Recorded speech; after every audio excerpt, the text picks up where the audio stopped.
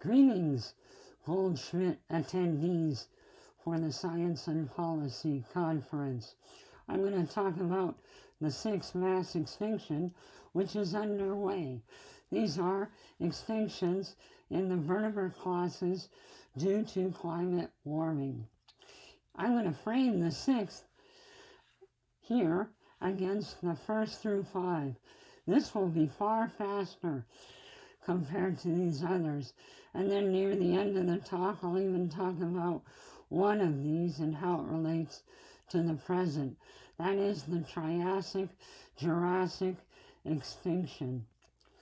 So, a brief outline. I'm going to talk about ectotherm extinctions, reptiles and amphibians, and endotherm extinctions, mammals and birds. And then I'll talk about solutions, reforestation. And in part 4, we have seen all of this before. I'll talk about the Triassic-Jurassic climate event. Conformers in ectotherms live in tropical forests. Heliotherms live at higher latitudes, and we figure out their interaction with climate from thermal performance curves, which are a proxy for Darwinian fitness. This is from one of my advisor's papers in Science. Now, heliotherms use the sun to get hot. Right now, it's not nearly hot enough for them. That's the temperature in the present day.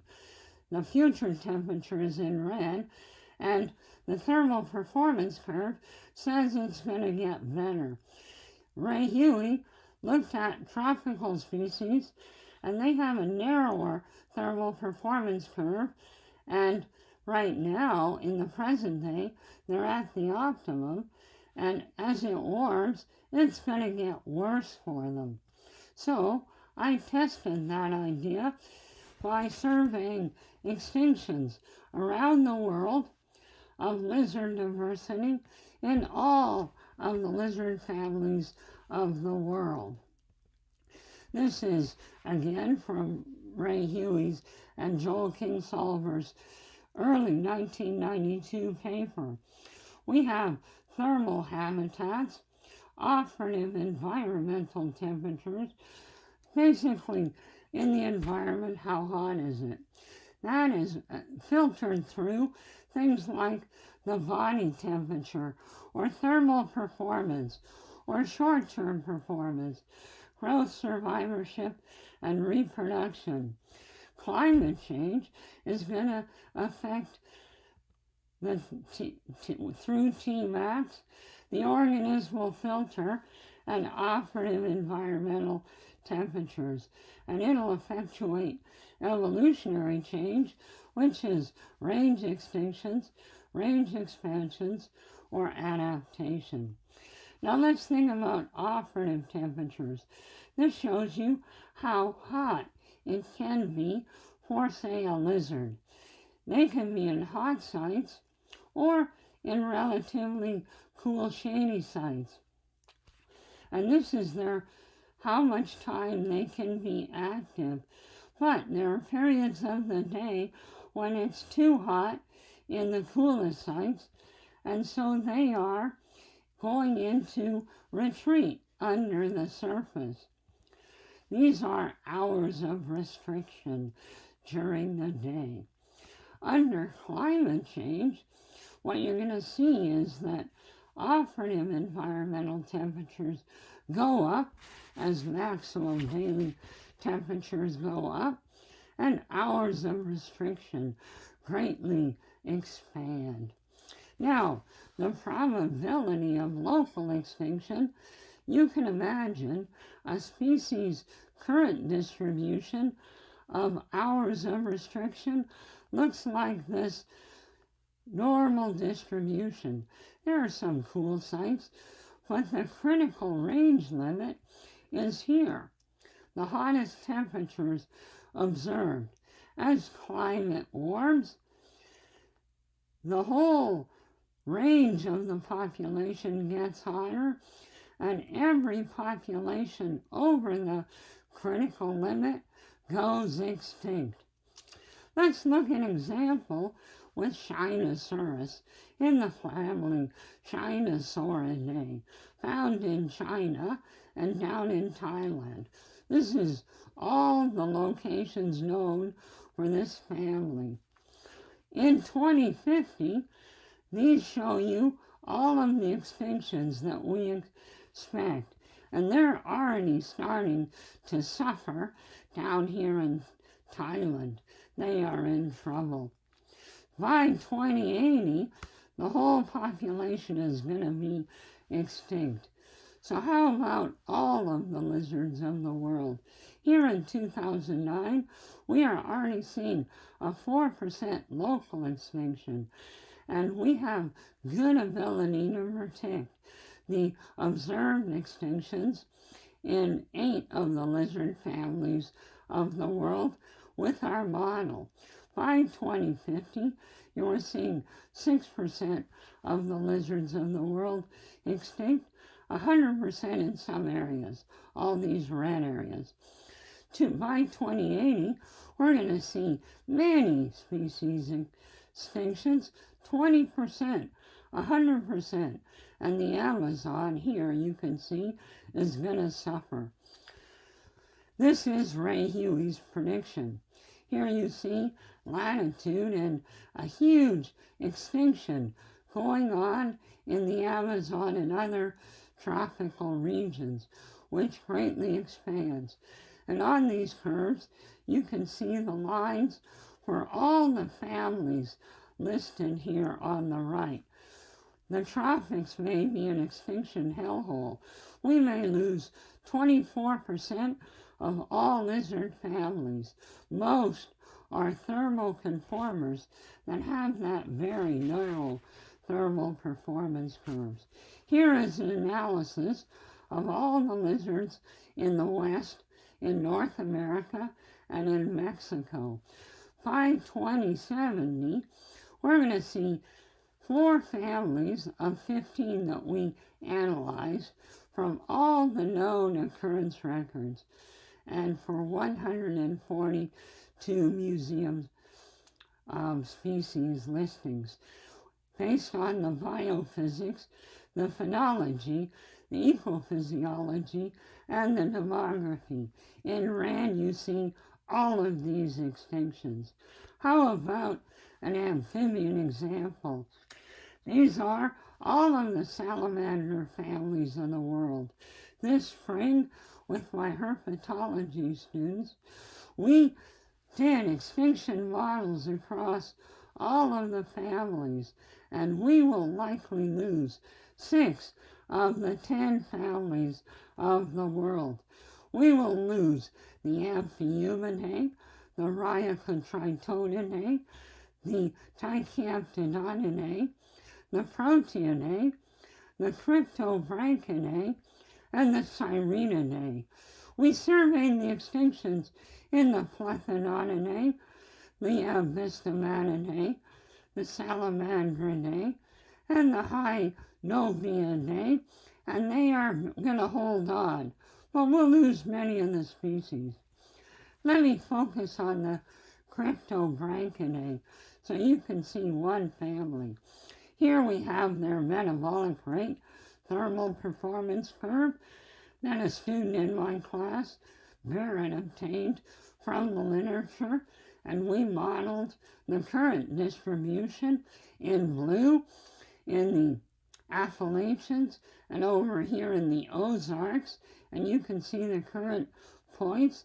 They are now beginning to suffer at low elevations in green, and they're starting to go extinct.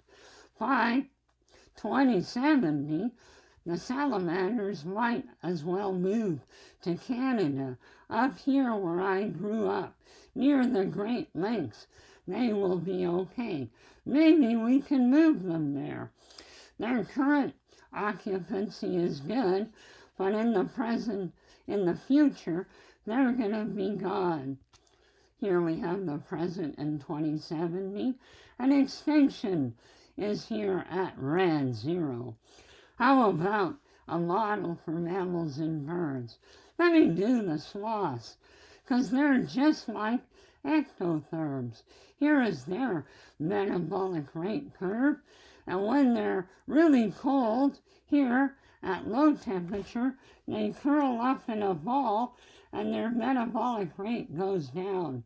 And then at hot temperature, they try to bleed their heat and spread out like a little sloth soldier. In the middle, the temperature is just right. These are the Goldilocks zones for all species, and we are exceeding them. Here is a model that Laura Torino at Rio de Janeiro did with me, and you can see in blue and green in the Amazon, they're doing well. The occupancy probability is really great. But by 2070 in the Amazon, they are largely extinct.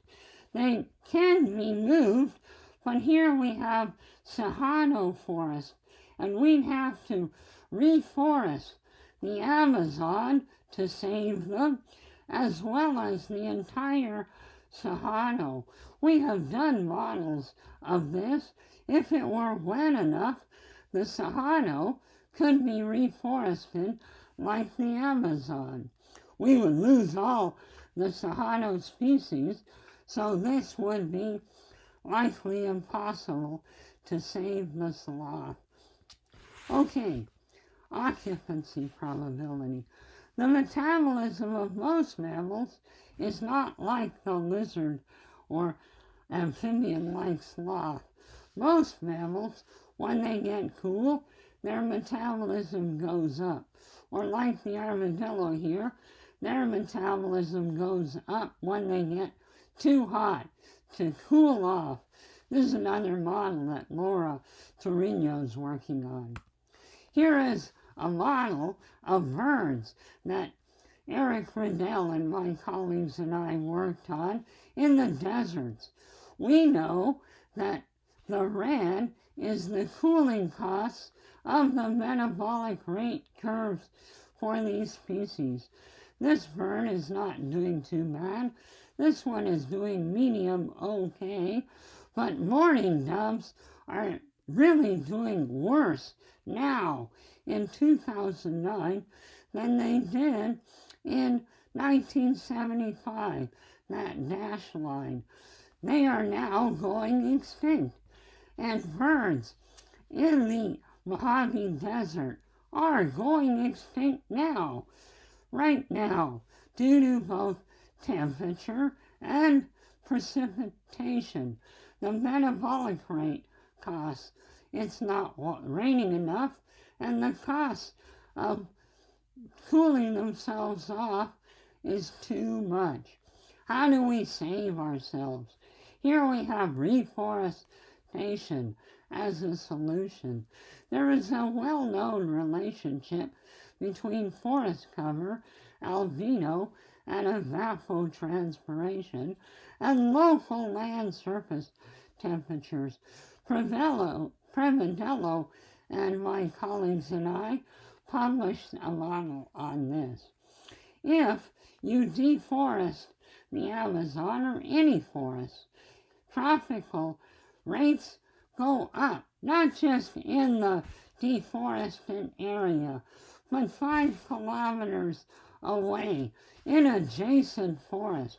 So even if we had the Amazon as a patchwork of forest and deforested areas, that sloth would be hotter in the forest because of this effect.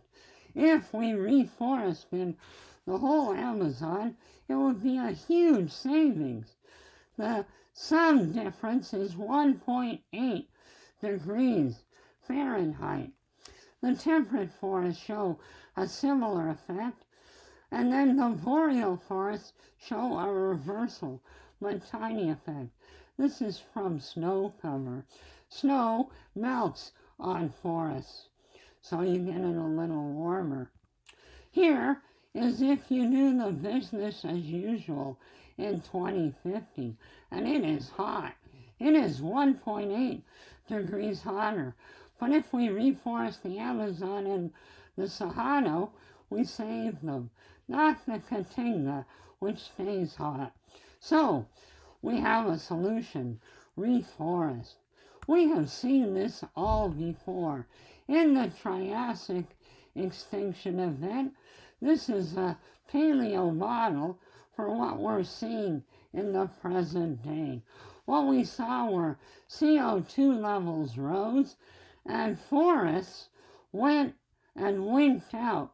They got too hot, and that was 3 to 4 degrees Celsius of natural greenhouse gassing. In the present day, we expect 6 to 8. We are screwed. Here is that event, right here at the Jurassic boundary. We saw many extinctions. Some made it through. Whole lineages were speciating and made it through. Others went extinct.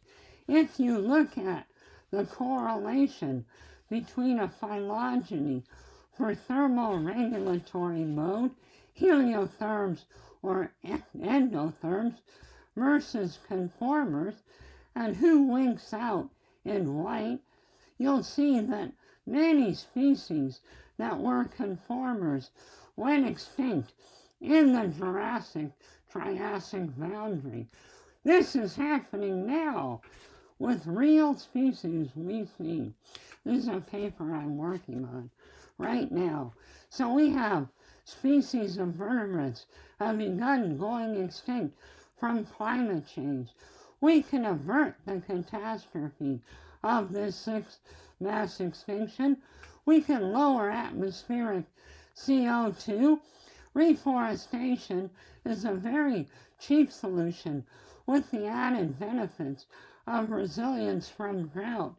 This can sequester large quantities of CO2 and at the same time lower local temperatures in forests, and we can save these species from becoming toast. Thank you.